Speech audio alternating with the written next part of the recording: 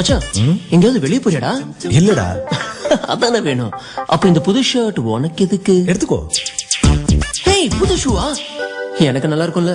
Coffee shop போற பூஜாவை பாக்க. ஆமா, உன் புக்ல கேர்ள்ஸ் இம்ப்ரெஸ் பண்ண டிப்ஸ் இருக்கா? பட்ட ஹாய் பூஜா. ஹாய். என்ன வேணும்? Coffee, tea or me? நாளைக்கு ஃப்ரீயா? ஏதாவது மூவிக்கு போலாமா? இல்லனா ஹாய்டா.